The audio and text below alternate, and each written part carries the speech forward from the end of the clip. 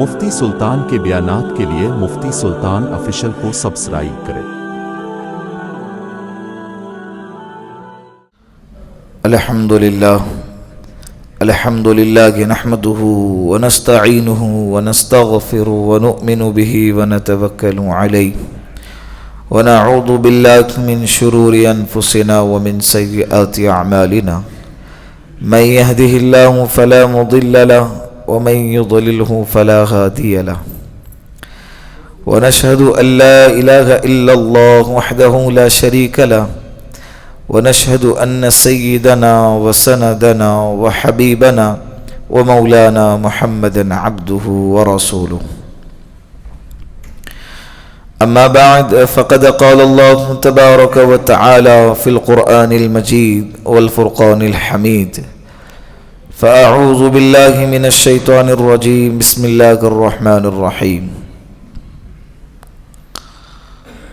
إن الإنسان خلق هلوعا إذا مسه الشر جزوعا وإذا مسه الخير منوعا إلا المصلين الذين هم على صلاتهم دائمون والذين في أموالهم حق معلوم للسائل والمحروم والذين يصدقون بيوم الدين والذين هم من عذاب ربهم مشفقون إن عذاب ربهم غير مأمون والذين هم لفروجهم حافظون إلا على أزواجهم أو ما ملكت أيمانهم فإنهم غير ملومين فمن ابتغى وراء ذلك فأولئك هم العادون والذين هم لأماناتهم وعهدهم راعون والذين هم بشهاداتهم قائمون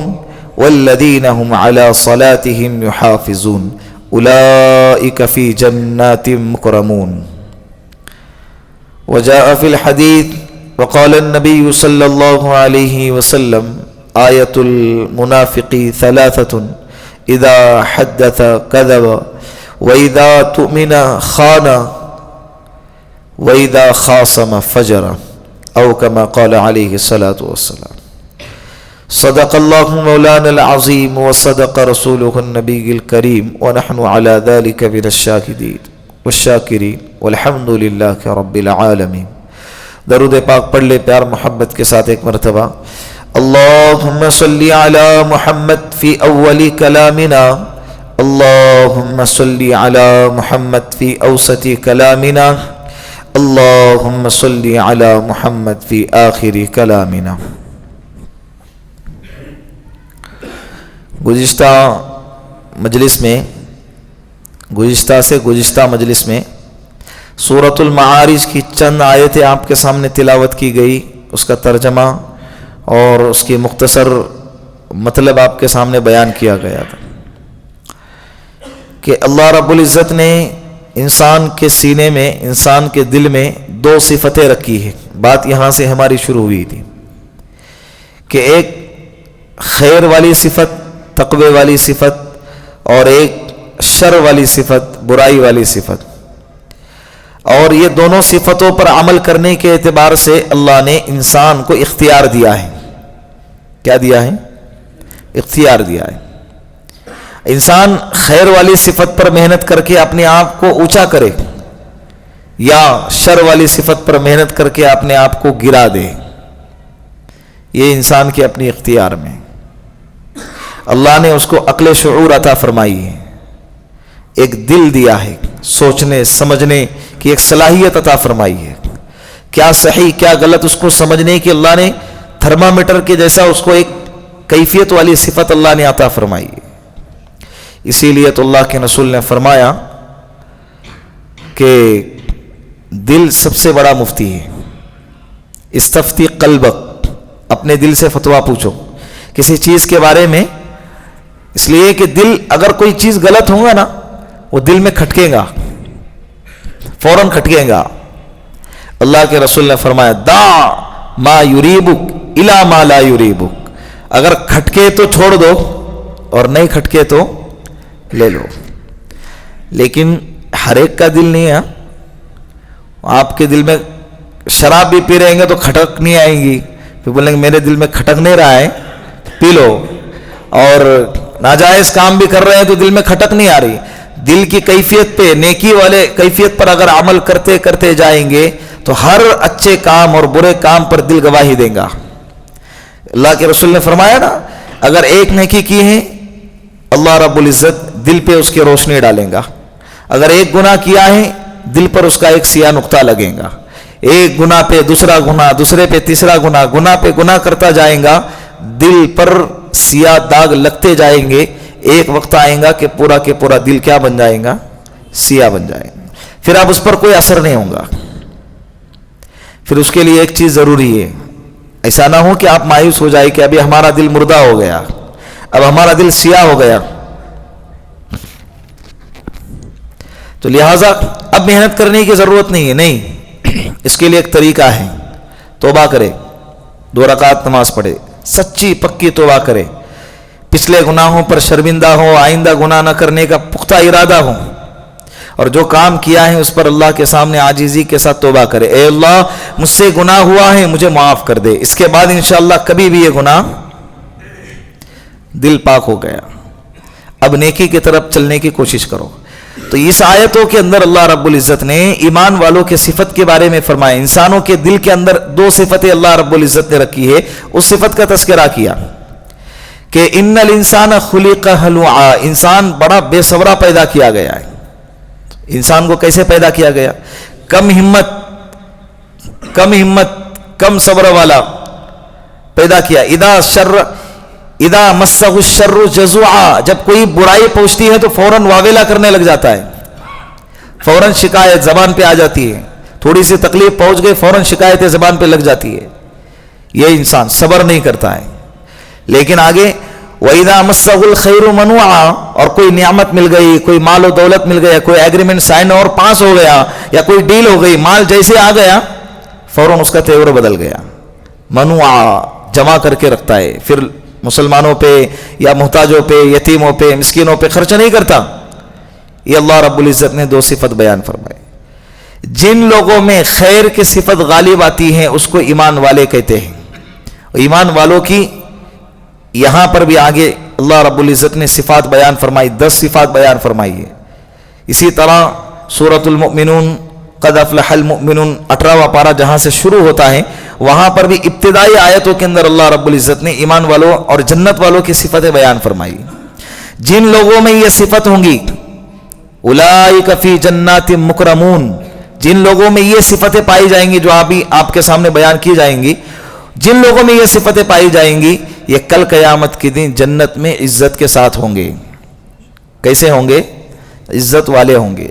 तो इंशाअल्लाह आज की मजलिस में वो सिफतों का तस्करा आपके सामने किया जाएगा। सबसे पहले मैं अपने आप को मुखातब करता हूँ, फिर आप लोगों को। इंशाअल्लाह नियत करें कि इन बातों पर पूरी जिंदगी अमल करेंगे ना इंशाअल्लाह। अल्लाह रब्बुल इज्जत फरमाते हैं, सिवाय उन लोगों के, ये जो है ना खैर की खबर मिली तो रोक के रखते हैं, शर की खबर मिली तो शिकायत करते हैं, ये तस्करा करने के बाद इल्लल मुसल्लीन, सिवाय उन नमाजियों के, इल्लल मुसल्लीन, सिवाय उन नमाजियों के, अल्लदीन हुम अला सलातिहिम दाइमून, जो अपने नमाजों को पाबंदी से पढ़ते हैं। नमाजों को क्या करते हैं, पाबंदी से पढ़ते हैं। गुज़िश्ता मजलिस में ये भी कहा था कि फजर को छोड़ दिया, जोहर असर पढ़ ली, इसीलिए बास मस्जिदों के अंदर मगरिब की नमाज के वक्त में आपको भीड़ ज़्यादा नज़र आएंगी बनिस्बत फजर के और इशा की नमाज के। कहाँ जाते हैं मुक्तदी? बाज़ औरतें ये समझती हैं कि हम पर दिन भर में 2 नमाजें फ़र्ज हैं, ये भी गलत है। अल्लाह रब्बुल इज़्ज़त ने हर मर्द औरत के लिए जब बालिग हो जाते हैं उसके बाद मौत तक 5 नमाजें फ़र्ज की हैं। कितनी नमाजें? 5 नमाजें फ़र्ज की, हर हाल में पढ़ना है। सफ़र में कम होती है, रकातें कम होती है, नमाजें नहीं। 4 रकात वाली नमाज 2 बन जाती है, लेकिन नमाज पढ़ना ज़रूरी है। बीमार हैं, खड़े रह के पढ़ नहीं सकते, बैठ कर पढ़े, बैठ कर पढ़ नहीं सकते, लेट कर पढ़े, लेट कर भी पढ़ नहीं सकते, इशारे से पढ़े, लेकिन पढ़ना ज़रूरी है। اور اگر اشارے سے بھی نہیں پڑھ سکتے، بعد میں ہوش آیا، بعد میں صحت کی طرف لوٹ آیا اور پھر اللہ رب العزت نے اس کو صحت عطا فرمائی، تو بیماری کے ایام میں جتنے نمازیں چھوٹی ہے ان نمازوں کی قضا کرنا ضروری ہے۔ بعض لوگ ہوتے ہیں 8-8 دن 10-10 دن ICU میں چلے جاتے ہیں یا ہاسپٹلائز ہو جاتے ہیں، ڈاکٹروں کی نگرانی میں ہوتے، تو حالانکہ اس وقت میں پڑھنا چاہے تو پڑھ سکتے ہیں، ہاسپٹلوں میں اچھا خاصا پانی کا انتظام ہوتا ہے، وضو کر لے، وضو کرنے کے بعد بیٹھ کے نماز پڑھے بیڈ پہ، اگر نماز کے پڑھنے کا اگر کوئی اچھا خاصا انتظام نہیں ہے تو بیڈ پہ بیٹھ کے نماز پڑھے، لیکن نماز پڑھنا چاہیے۔ جگہ جگہ پہ ہم قبلہ نما کے ذریعے سے معلوم کر سکتے ہیں کہ ہمارا قبلہ کدھر ہے، رخ کس طرف کر کے ہم کو نماز پڑھنی ہے، اتنے ساری سہولتیں ہیں، اس کا فائدہ اٹھانا چاہیے۔ ایسے نمازیں پھر اللہ کو بڑی پسند آتی ہیں کہ بندہ تکلیف میں ہے، بیماری میں ہے، لیکن اس کے باوجود مجھ کو یاد کر رہا ہے، اس کے باوجود وہ نمازوں کا اہتمام کر رہا ہے، نمازوں کا کیا کر رہا ہے؟ اہتمام ہونا چاہیے۔ اللہ کے رسول صلی اللہ علیہ وسلم جو ہے نا آخری ایام میں چل رہے ہیں، بیماری اور موت کے وقت، موت سے پہلے پہلے، انتقال سے پہلے پہلے جو بیماری تھے ان ایام میں چل رہے ہیں، اٹھا نہیں جا رہا ہے، چلا نہیں جا رہا ہے۔ 2 صحابی کو بلایا گیا، حضرت علی رضی اللہ عنہ اور حضرت عباس رضی اللہ، 2 صحابی کو بلا کے ان کے کندھوں پہ سہارا دے کر اللہ کے رسول صلی اللہ علیہ وسلم مسجد میں تشریف لائے اور نماز ادا کر کے چلے گئے۔ ایسی بیماری تو ہم پر کبھی نہیں آئی، اس کے باوجود تھوڑے تھوڑے عذر پر ہم نماز چھوڑ دیتے، اللہ ہماری حفاظت فرمائے۔ یہ نہیں ہونا چاہیے۔ یہ عبادات میں سب سے اہم عبادت ہے نماز۔ عبادات میں سب سے اہم نماز کون سی ہے؟ بولے کون سی افضل عبادت ہے؟ نماز۔ کل قیامت کے دن سب سے پہلے عبادات میں، حقوق اللہ میں جس عبادت کا سوال کیا جائے گا وہ کون سی عبادت ہے؟ نماز ہے۔ ہلکا نہیں سمجھے اس کو۔ اگر نماز اگر کسی کو معاف ہوتی نا، عذر اگر کوئی پیش کرتا، تو حضرت امام حسین رضی اللہ عنہ کربلا کے میدان میں نماز چھوڑتے اور اللہ کے سامنے عذر پیش کر سکتے تھے۔ دشمنوں کا نرغہ سامنے ہے، لشکر سامنے ہے، تیر برسا رہا ہے، تلوار چلا رہا ہے اور تعداد یہاں تھوڑی ہے، جان جانے کو ہے، نماز کا وقت ہوا، زہیر سے فرمایا کہ جا کر اجازت لو، نماز کا وقت ہوا، جنگ روک دیجئے، ہم کو نماز پڑھنی ہے، تم بھی مسلمان ہیں، تم بھی نماز پڑھ لو۔ شمر نے کہا ہم تم کو نماز پڑھنے کی اجازت نہیں دیتے، جنگ نہیں بند ہوں گی۔ حضرت حسین رضی اللہ عنہ نے فرمایا کہ ٹھیک ہے، نماز تو چھوٹ نہیں سکتی۔ لشکر کے 2 حصے بنا دیے، ایک حصے کو دشمن کے سامنے کر دیا اور ایک حصہ نماز کے لیے کھڑا ہو گیا۔ موت سر پہ ہے، موت کہاں ہے؟ اب یقین ہے کہ مرنا ہے، یقین ہے کہ مرنا طے ہے۔ نماز کا وقت ہوا تب بھی نماز بولے نا نہیں چھوٹ رہی ہے۔ تھوڑی سی ٹھنڈی پہ نماز چھوٹ جاتی ہے، سفر پہ نمازیں چھوٹ جاتی ہے۔ بس والے ٹرین میں جب سفر کرتے، بس کے اندر بس والے، ٹرین میں ٹرین والے جب سفر کرتے ہیں، ایسا سمجھتے ہیں کہ ہم پر نماز معاف ہے۔ ہر حال میں نماز کیا ہے؟ بولے فرض ہے، پڑھنا ضروری ہے۔ اسی لیے تو سفر میں حالات سازگار نہیں رہتے، اسی لیے اللہ نے 4 رکعت والی نماز کو 2 رکعت بنا دیے، اور اس کے اندر بھی ثنا سنت ہے۔ اگر ٹائم اتنا ہے، مثال کے طور پر ٹرین سامنے کھڑی ہے اور 3 منٹ کے لیے ٹرین کھڑی، 3 منٹ کے لیے 4 منٹ ٹرین ٹھہرائی گئی ہے، پہلے سے وضو کر کے ریڈی رہیں۔ جیسے ہی ٹرین ٹھہریں گی اسی وقت مصلی بچھائے یا رومال بچھا دے یا چادر وغیرہ جو اپنے ساتھ میں سفر میں لی ہے لے کر جائے ساتھ میں۔ ایمان والا ہوش باش ہوتا ہے، ہر چیز کو احتیاط کے ساتھ، سمجھداری کے ساتھ استعمال کرتا ہے، پہلے سے تیاری کرتا ہے۔ یہ تیاری سفر کی نہیں، یہ آخرت کی تیاری ہے۔ کھانے کی چیزیں ساتھ میں لے لیتے ہیں نا، توشہ وغیرہ لے لیتے ہیں نا، تو اسی طرح ایک چھوٹا سا پتلا سا بڑا رومال ساتھ میں دبا دے، ہر جگہ کام آئے گا۔ جیسے ہی ٹرین رکیں گی بچھا دو اس کو، ثنا سنتیں چھوڑ دو، 3 مرتبہ تسبیح 1 مرتبہ پڑھ لو، سبحان ربی العظیم، سبحان ربی الاعلی 1 مرتبہ پڑھ لو، التحیات تشہد پڑھ کے سلام پھیر دو، کتنے منٹ میں نماز ہو جائیں گی؟ مختصر سی نماز۔ شریعت بڑی آسان ہے، لیکن آپ کرنے کی کوشش کریں، اللہ راستے روکیں گے، اللہ آپ کے لیے راستے کھولیں گے۔ ہم کرنا ہی نہیں چاہتے ہیں، اب تو حالات نہیں ہے، پانی نہیں ہے، پتہ نہیں، پانی نہیں، تلاش کرو، اللہ آپ کے لیے کنویں کھدوائیں گے، چشمے جاری کروائیں گے اللہ رب العزت آپ کے لیے، لیکن آپ آگے تو بڑھو، اس طرح سے حضرت یوسف علیہ السلام آگے بڑے، دروازے کھلتے گئے، بڑے تب تو کھلتے گئے نا، آپ آگے بڑھو اللہ راستے کھلتے جائیں گے۔ تو یہاں پر جس نماز کا تذکرہ ہے نمازیوں کا، وہ کون سی نماز ہے؟ پابندی کے ساتھ نماز پڑھنے والے۔ اب اس مجمع میں جتنے بیٹھے آج ارادہ کریں انشاءاللہ ہم 5 وقت کی نماز موت تک پابندی سے پڑھیں گے۔ کتنے وقت کی؟ پابندی کے ساتھ۔ کب تک؟ موت تک انشاءاللہ، چاہے نیند آئے، چاہے ٹھنڈی آئے یا بارش آ جائے، انشاءاللہ مجھے اللہ کے سامنے کھڑا ہونے سے کوئی نہیں روکے گا۔ بیوی کو اٹھائے، پیار محبت کے ساتھ اٹھائے، چلے اللہ کے سامنے کھڑے ہوتے۔ ہر گھر میں مسائل ہے، کوئی بیماری سے پریشان ہے، کوئی مال و دولت سے پریشان ہے، کوئی کرائے سے پریشان ہے، کوئی قرض سے پریشان ہے۔ ہر کسی کے زندگی میں اپنے اپنے مسائل ہے، کسی کا نکاح نہیں ہو رہا ہے، اپنے اپنے مسائل ہے۔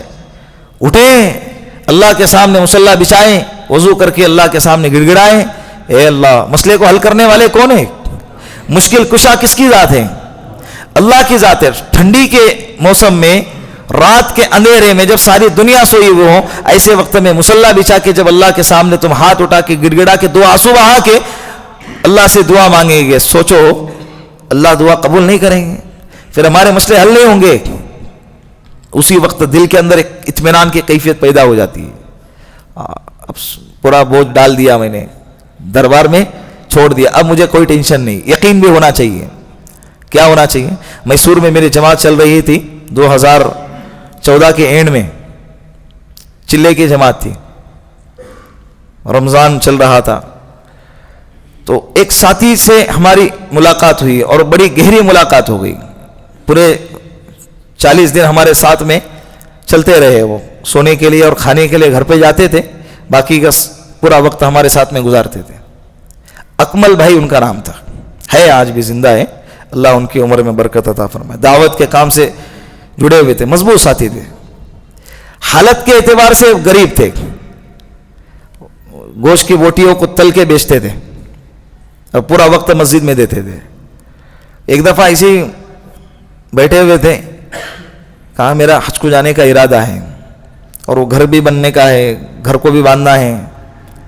کہا کہ پھر حج کو جانا ہے، گھر بھی باندھنا ہے، اور حالات تو ایسے، سائیکل چلاتے، سائیکل پر ہی آتے تھے مسجد میں، ہمارے جہاں جہاں جماعت ہوتی تھی سائیکل پہ آتے تھے۔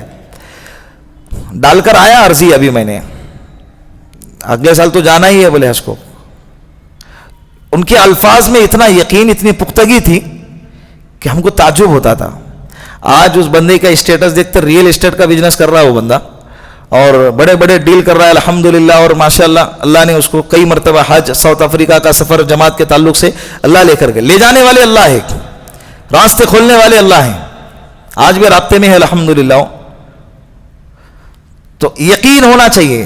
بھائی ڈال دیا میں نے اللہ کے سامنے، وہ کہتے کلیکٹر آفس میں عرضی ڈال دے کام ہو جائے گا۔ کلیکٹر کیا محتاج ہے وہ کسی اور کا، وہ بکے ہوئے ہوتے ہیں، مال دے دو، ایک پیٹی سرکا دو، حضرت کا ایمان ڈگمگا گیا۔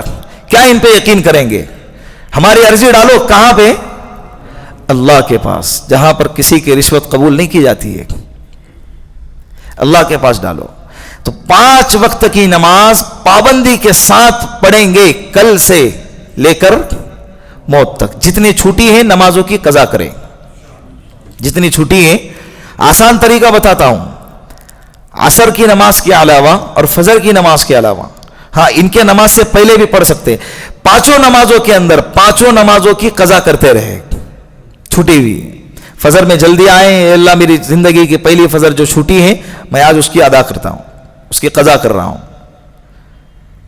2 رکعت کالم کے پیچھے پڑھ لیجئے قضا، پھر آ کے جماعت میں شریک ہو جائیے، پھر جماعت کی 2 رکعت بھی ادا ہو گئی، پچھلی 2 رکعت بھی کیا ہو گئی؟ وہ بھی ادا ہو گئی۔ پھر ظہر کی نماز میں بھی ایسا کیجئے، جب تک دل مطمئن نہیں ہوتا کہ ہاں اب میری قضا نمازوں کا جتنا اسٹاک تھا وہ ختم ہو گیا، جب دل مطمئن ہو گیا کہ ہاں الحمدللہ اب میں اپنے پٹری پر آ گیا، تب پابندی کے ساتھ فرض نمازوں کا اہتمام، پھر نوافل اور سنتوں کا اہتمام کیجیے۔ یہ سنتیں اور نوافل کو ہلکا نہ سمجھے، یہ سنت اور یہ نوافل جو ہے نا، یہ فرض کی کمی کو پورا کرنے والی عبادتیں ہیں، فرض کی کمی کو پورا کریں گی۔ دیکھیں گے فرائض کے اندر، ہمارے فرائض کا حال تو ہم کو معلوم ہے، اس میں اگر کچھ کمی بیشی ہوں گی تو نوافل کو دیکھا جائے گا، پھر نوافل کو اس کے ساتھ میں جوڑ کے اس کی کمی کو پورا کر کے اللہ کہیں گے چل آگے سرکاؤ اس کو. نوافل ہوں گے ہی نہیں نام اعمال میں تو کس کے ذریعے سے کمی پوری کریں گے؟ تو اسی لیے سنتوں کا اہتمام، نوافل کا اہتمام بھی کیا کیجیے. ٹھیک ہے. پہلی صفت الا المصلین الذین هم علی صلاتهم دائمون، مگر سوائے ان نمازیوں کے جو اپنے نمازوں کو پابندی سے پڑھتے ہیں. والذین فی اموالہم حق معلوم، اور وہ لوگ جو اپنے مال میں مانگنے والوں کے لیے بھی، للسائل والمحروم، مانگنے والوں کے لیے بھی اور نہ مانگنے والوں کے لیے بھی حصہ رکھتے ہیں. مانگنے والوں کا بھی خیال رکھتے ہیں، والمحروم، نہیں مانگنے کی وجہ سے، شرم اور غیرت کی وجہ سے وہ نہیں مانگتے کسی کو، تو جس کی وجہ سے وہ مال سے محروم رکھتے ہیں، ایسے لوگوں کو قرآن نے محروم کہا ہے. تو ایسے لوگوں کا بھی بعض لوگوں کی صفت ہوتی ہے مالداروں کی، اللہ وہ بڑے خوش نصیب ہوتے ہیں جو تلاش کر کے، پوچھ کے، پانچ کے، تحقیق کر کے، معلوم کر کے ان کے گھروں تک ان کے حق کو پہنچا دیتے ہیں خفیہ طریقے سے کہ اللہ جانتا ہے اور یہ بندہ جانتا ہے. اللہ کو ایسے بندے بڑے پسند ہے، ایسے بندے بڑے پسند ہیں. حضرت زین العابدین رحمت اللہ علیہ کا جب انتقال ہوا تو پتا چلا کہ 100 گھر ان کے رحم و کرم پہ چلتے تھے. کتنے گھر؟ 100 گھروں کے چولہے ان کے رحم و کرم پر سلکتے تھے. ان کے جانے کے بعد یہ راز کھل گیا. جانے تو کچھ عبادتیں اپنی زندگی میں ایسے رکھو کہ جس کے رازدار کون ہو؟ صرف اللہ ہو. کچھ عبادتیں کرو ایسی.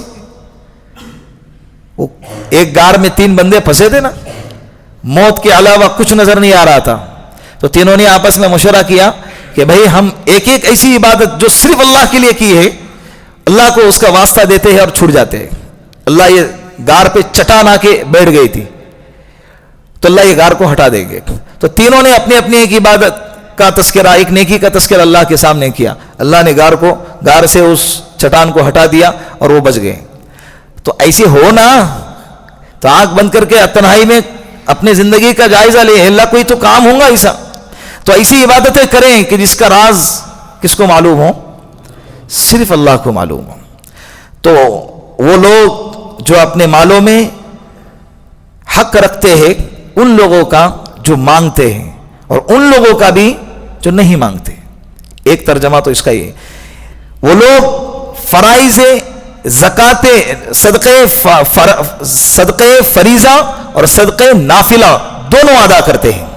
دوسرا ترجمہ مفتی صحیح صاحب نے کیا فرمایا کہ یہ وہ لوگ ہیں جو صدقے فریضہ، فرض والا صدقہ یعنی زکوٰۃ، صدقے مفروضہ، صدقے فریضہ اور صدقے نافلہ دونوں ادا کرتے ہیں. اور ایک بات میں ہمیشہ کہتا رہتا ہوں، انفق ينفق علیہ، جو مال خرچ کرتا ہے اللہ کی قسم وہ مال اللہ کبھی اس پر کم نہیں ہونے دیتے. جو مال خرچ کرتا ہے اس پر خرچ کیا جاتا ہے اپنی حیثیت کے مطابق. تمہیں کون کہہ رہا ہے 1 لاکھ روپے لٹاؤ؟ تمہیں کون کہہ رہا ہے 20-30 ہزار روپے لٹاؤ؟ 10 روپے تو دے سکتے ہیں نا. اللہ کے راہ میں خرچ کرنے کا اپنے آپ کو عادی بنائے، اپنے بچوں کو عادی بنائے. اگر کسی کو دینا ہے اپنے بچے کے ذریعے سے دینے کی عادت بنائیں کہ بیٹا اس مال میں ان کا بھی حق ہے. ہم کہتے ہیں میرا مال، میرا بیلنس، میری پونجی، میں مالک. کون مالک؟ ابھی روح نکل گئی تو تیرے کپڑے بھی پھاڑ کے نکالیں گے. تو مالک؟ گھڑی نکالیں گے، موبائل نکالیں گے، پھر سب بھاری والا موبائل رہا تو اس پہ بھی لڑیں گے، بھائی یہ میرا، یہ تیرا ہے نا. میرا کیا ہے؟ میرا کچھ نہیں ہے. وہ 2 گز زمین جو ہے نا وہی میری ہے، اتنا ٹکڑا ہی میرا ہے، ورنہ دنیا کے اندر ساری چیزیں میری، کچھ بھی نہیں ہے میرا. حقیقی مالک تو اللہ ہے. یہ روح نکل گئی، یہ روح بھی ہمارے قبضے میں نہیں کہ جب چاہے نکالے اور جب چاہے روک کے رکھے. اللہ کے قبضے قدرت میں جب چاہیں گے اللہ اس کو نکالیں گے. تو کب نکالیں گے اللہ کے علاوہ کوئی نہیں جانتا. تو لہٰذا نفلی صدقے بھی کیا کریں. فرض والا جو صدقہ ہے یعنی زکوٰۃ بھی ادا، پوری زکوٰۃ. یہ نہیں کہ اگر 10,000 زکوٰۃ بنتی ہے 5,000 دے کے میں نے زکوٰۃ دے دی، ابھی بھی فرض ادا باقی ہے. ظہر کی 4 رکعت ہے تو 2 رکعت پہ سلام پھیرا اور کہتا ہے میں نے ظہر پڑھ لی. نہیں، ابھی 2 رکعت اور باقی ہے، ابھی اور 2 رکعت باقی. تیسرے نمبر پہ والذین یصدقون بیوم الدین، وہ لوگ جو قیامت کے دن کی تصدیق کرتے ہیں. یصدقون بیوم الدین، بیوم الدین الحمدللہ رب العالمین الرحمن الرحیم مالک یوم الدین. مالک یوم الدین یعنی روزے جزا کا مالک. تو اسی طرح بیوم الدین قیامت کے دن کی تصدیق کرتے ہیں. قیامت کے دن کی تصدیق کرنے والے بنو. کیا بنو؟ قیامت کے دن کی تصدیق کرنے والے بنو، قیامت پر ایمان لانے والے بنو. بار بار اللہ قیامت کا تصور دلاتے ہیں، اس لیے کہ وہ حقیقت ہے نا، اس لیے کہ وہ کیا ہے؟ بولے وہ حقیقت ہے، اس سے کوئی چھوٹ نہیں سکتا، یہ بالکل حقیقت ہے. قیامت قائم ہونا یہ طے شدہ چیز ہے، دوبارہ اللہ کے سامنے کھڑے ہونا یہ طے شدہ چیز ہے. تو تیسرے نمبر پر وہ لوگ جو قیامت کی تصدیق کرتے ہیں. والذین هم من عذاب ربهم مشفقون، اور وہ لوگ جو اپنے رب کے، جو ان کے رب کے عذاب سے ڈرنے والے ہیں. ان کے رب کے عذاب سے کیا کرنے والے؟ مشفقون، ڈرنے والے. ہم ڈرنے والے نہیں ہیں، زبان سے کہتے ہم اللہ سے ڈرتے ہیں. اگر ڈرتے تو گناہ نہ کرتے، ڈرتے تو زبان سے جھوٹ نہ بولتے، ڈرتے تو آنکھوں سے غلط نہ دیکھتے، ڈرتے تو کانوں سے گانے نہ سنتے، ڈرتے تو ہاتھوں کے ذریعے سے غلط کام نہ کرتے، کسی کو تکلیف نہ دیتے، ڈرتے تو یہ قدم اللہ کے حکم کے خلاف کبھی نہ اٹھتا. اللہ تعریف کر رہے ان لوگوں کے جو اللہ سے بولو ڈرنے والے ہیں. وہ لوگ جو اپنے رب کے عذاب سے ڈرنے والے ہیں، اپنے رب کے عذاب سے ڈرنے والے. سگنل پہ کھڑے ہوتے ہیں، بعض لوگ ڈر کے مارے رک جاتے ہیں. ڈر ہے جو ان کو سگنل توڑنے سے روک رہا ہے، ڈر ہے جرم کرنے سے روک رہا ہے. تو ایک قانون کا ڈر ہے کہ بھئی وہ سگنل CCTV کیمرہ ہم کو دیکھ رہی ہے، کہ ہم کو یقین نہیں کہ اللہ ہم کو دیکھ رہا ہے. بولے نا، وہ ایک استاد نے طالب علم کو مرغی دے دی، مرغیاں، کہا کہ اس کو ایسی جگہ جا کر ذبح کرو کہ جس کو کوئی نہ دیکھے. میں جو ایسی جگہ جا کر ذبح کریں گا جس کو کوئی نہ دیکھے تو اس کو میں انعام دوں گا. سب بچے گئے اور دوبارہ آ گئے تھوڑی دیر کے بعد. سب نے ذبح کر کر آئے تھے، ایک تھا جس نے مرغی زندہ ہی لے کر آیا. استاد جی نے سب سے پوچھا کہ بھائی تم نے کہا کیا؟ کہا کہ میں نے دیوار کے پیچھے، مجھے کسی نے نہیں دیکھا، میں نے اپنے گھر کے باتھ روم میں، مجھے کسی نے نہیں دیکھا، اور میں نے گھر کے اندر دروازہ لگا کے کہ میرے گھر میں کوئی نہیں تھا، میرے گھر کے چھت کے اوپر مجھے کوئی دیکھنے والا نہیں تھا، وہاں ذبح کیا. جس نے زندہ لایا تھا اس سے پوچھا کہ بھائی تو نے کیوں ذبح نہیں کیا؟ کہا کہ میں جہاں بھی جاتا ہوں اللہ مجھے دیکھتے ہیں، میں کیسے ذبح کروں، میں اسے کیسے ذبح کروں؟ تم نے تو شرط لگائی تھی کہ ایسی جگہ جا کے اس کو ذبح کرنا جہاں پر کوئی نہ دیکھے. تو مجھے ایسی کوئی جگہ ہی نہیں ملی کہ جہاں پر جاؤں اور اللہ مجھے نہ دیکھے. ہوا معاکم اینما کنتم، ہوا معاکم اینما کنتم، ہوا معاکم وہ تمہارے ساتھ ہوتا ہے، اینما کنتم جہاں کہیں تم جاتے ہو، جہاں کہیں تم جاتے ہو وہ تمہارے بولو نا ساتھ ہوتا ہے. اللہ کہہ رہے کہ میں تمہارے شاہ رخ سے بھی زیادہ قریب ہوں، شاہ رخ سے بھی زیادہ قریب. تو لہذا اللہ رب العزت سے ڈر دل میں پیدا کرے. ہم گناہ سے نہیں بچتے نا، یہ اس بات کی علامت ہے کہ ہم اللہ کو نہیں ڈرتے. اللہ یہاں پر اللہ سے ڈرنے والوں کا تذکرہ کر رہے. تو یہ صفت بھی گویا کہ ہمارے اندر کم پائی گئی. 4 لوگ محفل میں بیٹھے 5ویں کی برائی کر رہے. ڈر 5ویں کا ہے، اگر وہ محفل میں ہوتا تو اس کی برائی کرتے نہیں کرتے. لیکن ڈر کس سے نہیں رہے؟ اللہ سے. تو گویا کہ ہم اللہ کو نہیں ڈرتے، یہ مانو، اس بات کو ماننا پڑے گا کہ ہم اللہ کو نہیں ڈرتے. حالانکہ ڈرنا چاہیے، اللہ کو ڈریں گے تبھی تو گناہ سے بچیں گے. والذین یصدقون بیوم الدین والذین هم من عذاب ربهم مشفقون ان عذاب ربهم غیر مأمون. بے شک ان کے رب کا عذاب بے خوف نہیں ہے، بے خوف نہیں ہے، خوف والا ہے اللہ کا عذاب. اللہ کا عذاب کیسا ہے؟ بے خوف نہیں ہے، خوف والا ہے. کبھی کسی کو کسی کے بارے میں ڈرا کے دھمکی دیتے نا، میں اس کو بولوں گا ہے بول، میں ڈرتا تھوڑی اس سے. وہ کیا کرتا ہے؟ 2 باتیں کان کھینچتا ہے اور چھوڑ دیتا ہے. تو یہ کان کھینچنے والا عذاب اس کو ہلکا لگ رہا ہے تو اس کو خوف نہیں ہے. جب کسی بڑے کا حوالہ دے کر اس کو ڈرایا جاتا تو اللہ کہہ رہے کہ اللہ کا عذاب بے خوف نہیں ہے, بہت خطرناک عذاب ہے, ڈرنے کی چیز ہے. اللہ کا عذاب کس کی چیز ہے؟ خوف کھانے کی چیز ہے. جب وہ آئے گا نا بہت بھیانک, اس سے زیادہ بھیانک دنیا میں کوئی اور چیز نہیں ہوں گی. لیکن اللہ رب العزت نے اس دنیا کو اللہ نے عذاب کی اور جزا کی دنیا نہیں بنائی ہے. اسی لیے سب چل رہا ہے.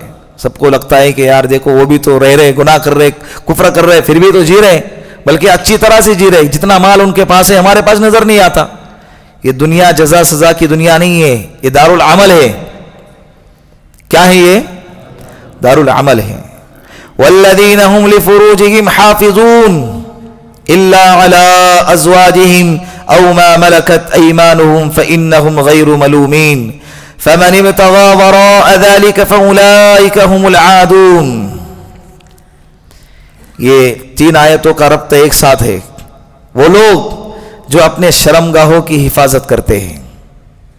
اللہ تعریف کر رہے ان لوگوں کی جو اپنے شرمگاہوں کی کیا کرتے ہیں؟ بولے حفاظت کرتے. مرد عورت دونوں اس میں آ گئے.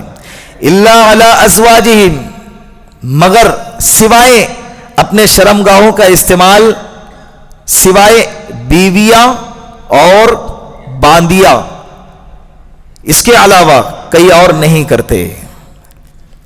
بیویوں اور باندیوں شہوت نفسانی خواہشات کو پورا کرنے کا جو مصرف ہے, جائز طریقہ, اللہ رب العزت نے اس آیت کریمہ میں بتا دیا کہ 2 چیزیں ہیں جہاں پر تم اپنی خواہش کو جائز طریقے پر پورا کر سکتے ہیں. وہ ہے بیویاں اور باندیاں. اب باندیوں کا زمانہ نہیں ہے, لہذا اب کیا بچی؟ بیوی نہیں, بیویاں. آواز زور سے نکل رہی ہے. ازواج کا تذکرہ کیا ہے. کس کا؟ ازواج. جمع کا صیغہ ہے. جمع کے معنی بیویاں, ایک سے زیادہ ہوں اس کو کہتے بیویاں. تو اپنے خواہش پورا کرتا ہوں کہاں پہ؟ بیویوں کے ذریعے سے یا باندیوں کے ذریعے سے. فَإِنَّهُمْ غَيْرُ مَلُومِينَ, اور جو اپنے بیوی اور باندی کے ذریعے سے خواہش پورا کرتا ہے تو یہ شخص ان کی وجہ سے غیر ملومین, ملامت نہیں کیا جائے گا. کہیں ایسا نہ ہو, یہ اس آیت کے اندر دور کا دیکھے ان لوگوں کو بھی شامل کیا گیا ہے. کوئی ایسا نہ ہو جو صوفی قسم کا ہو, نہیں میں میری بیوی کو بھی ہاتھ نہیں لگاتا, مجھے ڈر لگتا ہے. اللہ کہہ رہے کہ نہیں, غیر ملومین, ایسا بندہ غیر ملومین ہے, یعنی ملامت والا نہیں, اس کو ملامت نہیں کی جائیں گی. یہ تو جائز طریقہ ہے, یہ حلال طریقہ ہے, یہ کرنا پڑے گا. اب یہاں دیکھیں, یہاں سے اللہ رب العزت کے آیت سے بہت ساری باتیں کھل کے سامنے آتی ہے کہ وہ راستے حرام ہیں. فَمَنِ ابْتَغَى وَرَاءَ ذَلِكَ, ان 2 کے علاوہ اگر کوئی کسی تیسری جگہ کو تلاش کرنے کی کوشش کرے گا, تیسری جگہ میں بے نکاح عورت سے زنا کر رہا ہے, وہ حرام ہے. اسی طرح سے جن سے نکاح کرنا حرام ہے, ان سے نکاح کر کے اپنی خواہش پوری کرنا یہ بھی حرام ہے. حرمت علیکم امہاتکم وبناتکم وخالاتکم وعماتکم, 4 پارے کی آخری آیت جو ہے نا, اس میں پوری لسٹ بتائی گئی ہے کہ کن سے نکاح کرنا حرام ہے. اگر ان سے نکاح کرتا ہے, بعض لوگ میڈیا کے اندر یہ ہوا چلاتے اور اسلام پر یہ اعتراض اور کیچڑ اچھالتے ہیں کہ دیکھو مسلمانوں اور اسلام کے اندر سگے بہنوں کے ساتھ نکاح کرنا جائز ہے. بالکل جائز نہیں ہے, حرام ہے. سگے بہنوں کے ساتھ اسلام میں نکاح کرنا بولو حرام ہے, بلکہ 2 سگی بہنوں کو ایک نکاح میں جمع کرنا بھی حرام ہے. میری گھر والی ہے, اب اس کی جو سگی بہن ہے, دونوں کو اکٹھا ایک ساتھ نکاح میں جمع کرنا بھی بولو جمع بین الاختین, جس کو تعبیر کرتے ہیں جمع بین الاختین, 2 بہنوں کو اکٹھا نکاح میں جمع کرنا یہ حرام. اسلام پر اعتراض کرتے ہو. اور رہی بات چچا کی لڑکی, خالہ کی لڑکی, وہ بہنیں نہیں ہیں, سگی بہنیں نہیں ہیں, چچیری, بیچ میں چچا کا واسطہ لگ رہا ہے, بیچ میں خالہ کا واسطہ لگ رہا ہے. یہ واسطوں سے بہنیں ہو رہی ہے. کس سے بہنیں ہو رہی ہے؟ واسطوں سے بہنیں ہو رہی ہے. اور شریعت نے پھر اس کا جذبات جو سگی بہنوں کے ساتھ ہوتے ہیں, جو فیلنگ سگی بہنوں کے ساتھ ہوتی ہیں, وہ چچیری اور خالاؤں کی بہنوں کے ساتھ نہیں ہوتی ہیں. اس لیے شریعت نے پھر صحیح طریقہ اور حلال راستہ بتا دیا کہ نکاح کرو. کیا کرو؟ نکاح کرو. تو ان عورتوں سے نکاح کرنا کہ جس سے نکاح کرنے کو شریعت نے منع کیا ہے, اور پھر اپنی خواہش پورا کرنا یہ بھی حرام ہے. سمجھ رہے؟ ایک دوسرا اپنے ہاتھوں کے ذریعے سے اپنی خواہش کو پورا کرنا یہ بھی حرام ہے. اکثر فقہاء کرام نے مستزنی کو استمنا بالید، ہستمتن جس کو کہتے ہیں، یہ اکثر فقہاء کرام نے اس آیت کو سامنے رکھتے ہوئے حرام کا فتویٰ لگایا ہے. بعض لوگ یہ والا شوشہ چھوڑ کر کہ بھئی زنا کا خطرہ ہے تو لہٰذا یہ کرنا جائز ہے. بالکل جائز نہیں ہے. زنا کا خطرہ ہے نکاح کر لے، پھر خطرہ ہے دوسرا کر لے، پھر خطرہ ہے تیسرا کر لے، پھر خطرہ ہے چوتھا نکاح کر لے. شریعت نے مزاج کو دیکھتے ہوئے 4 کی اجازت دی ہے. مزاج کو دیکھتے ہوئے 4 کی اجازت عطا فرمائی ہے. لیکن اپنے ہاتھوں سے شہوت پوری کرنا جائز نہیں، حرام ہے. حضرت سعید ابن جبیر رحمت اللہ علیہ فرماتے ہیں کہ پچھلے قوموں پر اللہ رب العزت نے عذاب نازل فرمایا جو اپنے ہاتھوں سے زنا کرتے تھے، اپنے ہاتھوں سے خواہش پوری کرتے تھے. ایک روایت میں کل قیامت کے دن بعض لوگوں کے ہاتھ حاملہ ہوں گے. اللہ کہیں گے کہ تم اس کے اندر روح پھونکو. جو اپنے یہ وہ لوگ ہوں گے جو اپنے ہاتھوں سے اپنے خواہش کو پورا کرتے تھے. یہ وہ لوگ ہوں گے. ایک روایت ہے تفسیر مظہری میں لکھا ہے، لیکن اس کے آگے لکھا ہے کہ روایت ضعیف ہے. اللہ کے رسول نے فرمایا ملعون من نکح یدہ، ایسا بندہ لعنتی ہے، ملعون ہے جو اپنے ہاتھوں سے نکاح کرے. کس سے نکاح کرے؟ ہاتھوں سے نکاح کرنے کا مطلب کہ اپنے ہاتھوں سے خواہش پوری کرے. یہ حرام ہے. جوانیاں اس سے برباد ہو جاتی ہے. وقت سے پہلے انسان بوڑھا ہو جاتا ہے. یہ باتیں اپنے جوان بچوں کو ماں باپ کو چاہیے، باپ کو چاہیے کہ سکھائیں. نہیں بیٹا ہے کیسی یہ باتیں کروں، شرمتے ہیں. دنیا کے ساری گالیاں سکھائیں گے اور دھوکہ دینا سکھائیں گے، جھوٹ سکھائیں گے، غلط بیانی سکھائیں گے اور دنیا کی چالاکیاں سکھائیں گے. لیکن جو سکھانا ہے حیا آتی ہے. حضرت کو کیا آتی ہے؟ بے حیائی نہ ہو اس لیے سکھانا ضروری ہے، بتانا وقت سے پہلے ضروری ہے کہ بیٹا یہ غلط کام ہے، اس سے جوانیاں برباد ہوتی ہیں، انسان کا دل مردہ ہو جاتا ہے. کیا ہو جاتا ہے؟ وقت سے پہلے انسان بوڑھا ہو جاتا ہے، پھر نماز میں دل نہیں لگتا. بہت سارے ہمارے نوجوانوں کا طبقہ ہے جو اس بیماری کا شکار ہے. باہر نکلے اس سے، توبہ کرے اللہ کے سامنے اور قسم کھائے کہ اس کے بعد انشاءاللہ کبھی نہیں کروں گا. یہ ماحول کے اندر یہ پیدا کرنا پڑے گا. یہ آیت کا مطلب ہے کہ اپنے ہاتھوں سے بھی اللہ والذین هم لفروجہم حافظون، جو اپنے شرمگاہوں کی حفاظت کرتے ہیں. تو شرمگاہوں کی حفاظت میں کیا آیا ہے؟ 2 لوگوں کے علاوہ سب آ گئے. وہ نکاح متعی اس میں آ گیا. کون سا نکاح؟ بولے نکاح متعا. کون سا نکاح؟ نکاح متعا، ٹیمپروری نکاح، 2 مہینے کے لیے، 4 مہینے کے لیے. یہ شیعہ کے اندر ہوتا ہے. یہ حرام ہے. اسلام میں نکاح متعا کا کوئی تصور نہیں ہے. شیعہ کے اندر اس نکاح کو بھی عبادت مانا گیا ہے. ایک وقت طے کر کے 3 مہینے تک میں تجھ سے نکاح کر رہا ہوں. یہ نکاح کوئی کھیل تھوڑی ہے. کسی کے جذبات کے ساتھ کھیلے 3 مہینے کے بعد پھر اس کو چھوڑ دے، اس شریعت اس کی اجازت نہیں دیتی. یہ بھی اس آیت کریمہ کے اندر داخل ہے کہ ایسا نکاح بھی جائز نہیں. اس کو بیوی مانا ہی نہیں ہے شریعت نے. ایسی عورت کو جو شرط کے ساتھ نکاح قرار دیا گیا ہو، ایسی عورت کو بیوی مانا ہی نہیں ہے.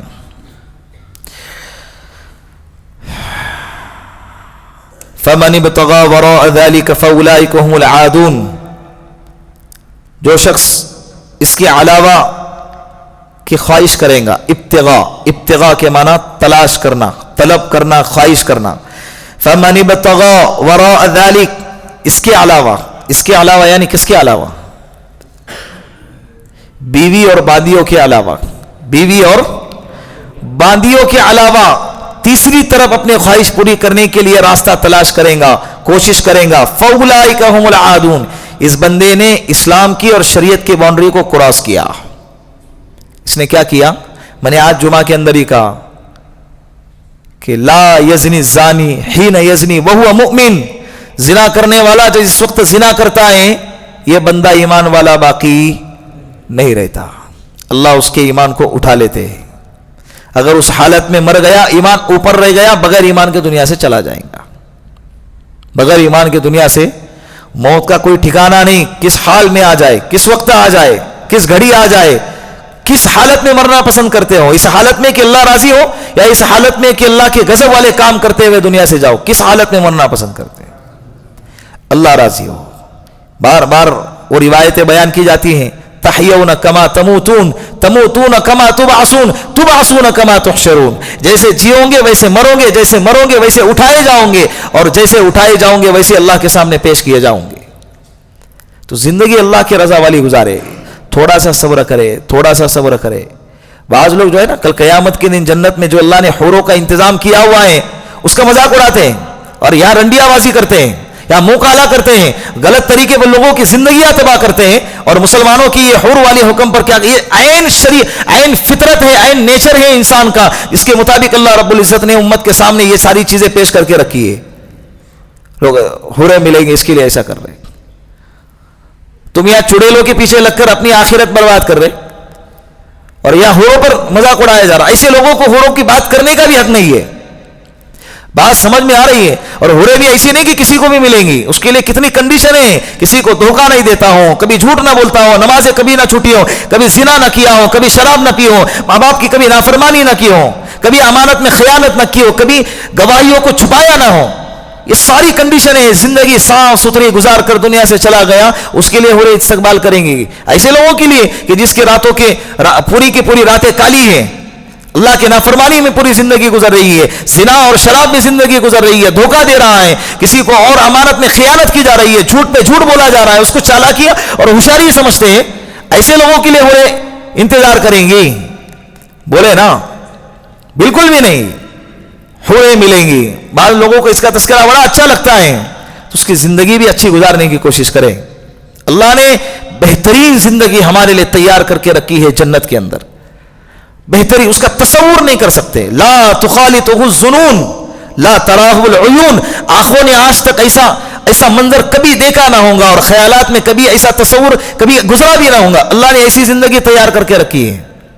کیا تذکرہ کروں؟ جنت کا تذکرہ 12 قرآن کریم میں آتا ہے، پڑھے آپ اس کو، آپ کو پھر اس کے چاہت بڑھیں گی، وہاں جانے کی طلب بڑھیں گی، اس کی خواہش ہوں گی آپ کو، پھر ویسے آپ زندگی گزارنے کی کوشش کرو گے۔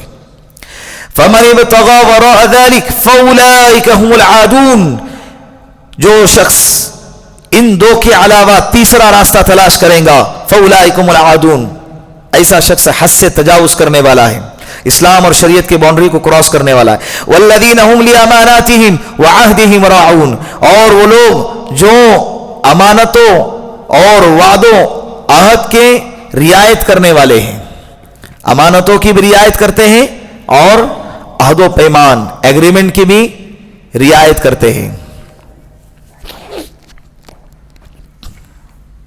امانات جمع کا صیغہ استعمال کیا ہے قرآن کریم میں۔ امانات، امانت صرف مال میں نے ان کے پاس 20,000 روپے دیا رکھنے کے لیے، بھائی میرے کو بعد میں دے دینا، صرف اس کا ہی نام امانت نہیں ہے، یہ آیت بتاتی ہے۔ امانات یہ لمبا مفہوم ہے۔ کون سا مفہوم ہے؟ لمبا مفہوم ہے۔ حقوق اللہ، یہ نماز آپ کے پاس امانت ہے، پوری ادا کرنا ضروری ہے۔ پورے مہینے کے روزے یہ امانتیں ہیں، مال دیا ہے حج کرنا یہ امانت ہے، مال دیا ہے زکوٰۃ دینا یہ امانت ہے۔ حقوق اللہ میں جتنے چیزیں آتی ہیں امانت ہیں، حقوق العباد میں جتنے چیزیں آتی ہیں، آپ لوگوں نے جن لوگوں کے ساتھ میں ایگریمنٹ کیا ہوا ہے کہ میں 8 مہینے 8 گھنٹے تک تمہارے ساتھ میں کام کروں گا، اگر وہ کام میں اگر وہ امانت داری کے ساتھ کام کیا تو یہ آیت کریمہ کا مصداق ہوگا، اگر اس کے اندر بھی ڈنڈی ماری وہ بھی امانت میں خیانت کرنے والا ہے۔ یہ نہیں کہ صرف مال کھا لیا تو یہ امانت میں خیانت کرنے والا۔ حقوق العباد، حقوق العباد، جن لوگوں کے ساتھ تم نے کوئی ایگریمنٹ کیا ہے یا کوئی ذمہ داری لی ہے، وہ امانت ہے آپ کے پاس، اس کے بول، اس کی چیزیں، اس کا مال، اس کا وقت، اس کا کام، اس کا ٹائم، یہ ہر چیز تمہارے پاس امانت ہے۔ وقت پر اس کا پورا کرنا ضروری ہے۔ فرض میں آتا ہے، کس میں آتا ہے؟ بولے، فرض میں آتا ہے۔ بہت سارے لوگ جو ہے نا کمپنیوں کے اندر ہیرا پھیری کرتے، کام کے اندر بھی مینیجر کو گھماتے ہیں، مالک کو چونا لگاتے ہیں۔ میں یہی کہا نا، کون دیکھ رہا ہے؟ اللہ دیکھ رہا ہے. یہ سوچ کر اگر اپنی امانت کا پاس و لحاظ رکھا. اللہ کے رسول نے فرمایا کہ منافق کی 3 علامتیں ہیں, اس میں سے ایک علامت یہ ہے کہ وہ امانت کے اندر خیانت کرتا ہے, اور کل قیامت کے دن منافق کا انجام بتا دیا کہ وہ جہنم میں جائیں گا. ان المنافقین فی الدرک الاسفل من النار, جہنم کے وہ بھی نچلے حصے میں. کہاں جائیں گا؟ نچلے حصے میں. تو عہد و پیمان, ایگریمنٹ سائن کیا ہوا ہے, زبان سے مکرنا نہیں ہے, جو بات طے کی ہے اس سے مکرنا نہیں ہے. یہ ایمان والے ہونے کی علامت ہے. یہ کس کی علامت ہے؟ ایمان والا ہونے کی علامت. والذین هم بشہاداتہم قائمون, اور وہ لوگ جو اپنے گواہیوں پر قائم رہتے ہیں. گواہیوں پر کیا رہتے ہیں؟ اب یہاں پر بھی شہادات کا لفظ استعمال کیا. شہادات کے معنی گواہیاں, شہادتن کے معنی گواہی.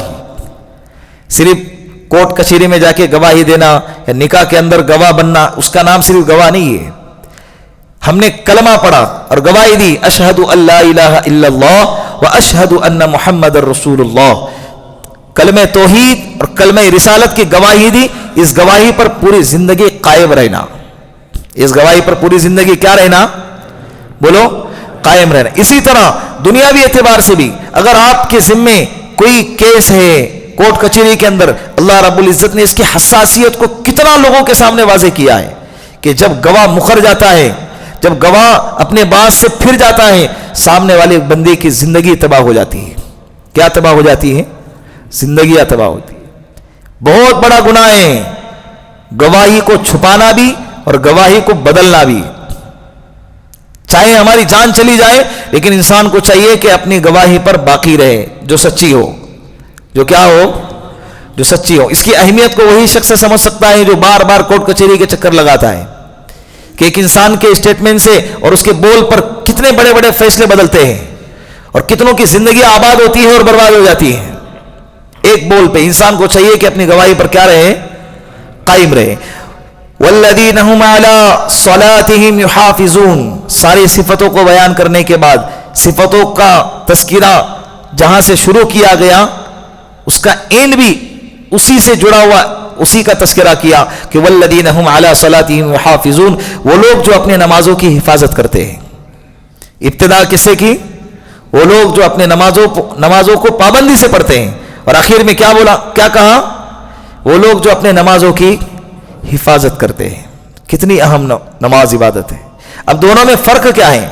پہلی آیت کا مطلب یہ ہے کہ نمازوں کو پابندی سے پڑھنا, اور اس آیت کا مطلب یہ ہے کہ نماز کو خشوع کے ساتھ, خضوع کے ساتھ, وضو کا اور غسل کا اور پاکی کا ناپاکی کا بالکل اہتمام اور احتیاط کرتے ہوئے اچھی طرح وضو کیا ہو, 3 مرتبہ چہرہ دھویا ہو, 3 مرتبہ ہاتھ دھوئے ہو, پورے سر کا مسح کیا ہو, 3 مرتبہ پیر دھوئے ہوں, اور ذکر و اذکار کے ساتھ, دنیاوی بات چیت کے ساتھ نہیں, اور اطمینان سے مسجد آئے اور اللہ کے سامنے کھڑے رہے, اللہ اکبر, خشوع اور خضوع کے ساتھ مکمل نماز پڑھے, سنتوں کی رعایت کرتے ہوئے, اور دھیان بٹے گا, ادھر ادھر جائیں گا, اس کو بار بار نماز کے اندر لائے, اللہ کی طرف لائے کہ میں اللہ کے سامنے کھڑا ہوں, اور ساری تلاوتوں کی بہترین تلاوت, تجوید کی اور مخارج کا خیال کرتے ہوئے, اس کی رعایت کرتے ہوئے نماز کو پڑھیں. اس کو کہتے ہیں والذین هم علی صلاتہم یحافظون, جو نماز کی حفاظت کرنے والا ہو. جس کی حفاظت کرنے والا, بات سمجھ میں آ گئی؟ دونوں میں یہ فرق ہے. اولئک فی جنات مکرمون, جن لوگوں میں یہ صفتیں پائی جائیں گی یہ جنت میں مزے اڑائیں گے. میں اپنا ترجمہ کر رہا ہوں اپنے آسان لفظوں میں. فی جنات مکرمون, وہ جنت میں کیا کریں گے؟ مزے اڑائیں گے. لفظی ترجمہ اولئک فی جنات مکرمون, وہ جنت کے اندر عزتوں کے ساتھ ہوں گے. کس کے ساتھ ہوں گے؟ اللہ کرے کہ یہ ساری صفتیں ہمارے اندر پیدا فرمائے اور اسی صفتوں کے ساتھ دنیا سے جانا نصیب فرمائے. اللہ رب العزت ان باتوں پر عمل کر کر دوسروں تک پہنچانے کی توفیق عطا فرمائے. 2 اعلان ہیں جو سب جانتے ہیں کہ ہر سنیچر کو الحمدللہ مستورات کا اجتماع ہوتا ہے. اپنے اپنے مستورات کو بیگ نگر میں 3 بجے سے لے کر 4:30 بجے تک, ابھی تھوڑا وقت بڑھ گیا, عصر کی اذان تک بھیجنے کی کوشش کریں. تعلیم ہوتی ہے, مذاکرہ ہوتا ہے, دین کی باتیں سامنے آتی ہیں. بہت ساری مستورات دین سے کوری ہوتی ہے, جب جاتے ہیں تو سمجھ میں آتا ہے کہ ہاں بھائی پھر وہ جب آتی ہے نا عورتیں چپ نہیں بیٹھتی. ایک بات یاد رکھے, ہم تبھی مسجد میں سنیں گے اور گھر پہ جا کے وہی پرانی زندگی اپنی کہاں گئے تھے نہیں معلوم, ایسا لگتا ہے کہ پان کے ٹپری پر جا کر آئے. پہلے بھی جانے سے پہلے بھی چہرہ اترا ہوا تھا, جا کر آئے تب بھی چہرہ اترا ہوا ہے. تبدیلی ہمارے اندر نہیں آتی جلدی سے, لیکن عورتیں جب لیتی ہے نا فوراً اس کو فارورڈ کرنے کی کوشش کرتی ہے. بچوں میں, شوہر میں, اپنے گھر والوں میں تبدیلی آ جاتی ہے. تو لہٰذا اپنی عورت کو دیندار بنائے. اور دوسرا یہ ہے کہ ہفتے واری اجتماع ہوتا ہے اپنی مسجد میں سنیچر کے دن. ابھی سردی کا موسم ہے تو مغرب سے لے کے فجر تک, فجر کے بعد بھی بیان والا عمل ہوتا ہے. تو انشاءاللہ آئیں گے نا, اللہ عمل کی توفیق عطا فرمائے. بسم اللہ الرحمن الرحیم. اللہم انت السلام ومنک السلام تبارکت یا ذا الجلال والاکرام. اللہم صلی علی سیدنا محمد وآلہ الف الف مرہ. اللہم اعنی علی ذکرک وشکرک وحسن عبادتک یا حی یا قیوم برحمتک نستغیث. اللهم إنا ندعوك الله وندعوك الرحمن وندعوك البر الرحيم وندعوك بأسمائك الحسنى كلها ما علمنا منها وما لم نعلم كلها ما علمنا منها وما لم نعلم. جزا الله محمدا ما أهله صلى الله عليه وسلم. سبحان ربك رب العزة عما يصفون وسلام على المرسلين والحمد لله رب العالمين.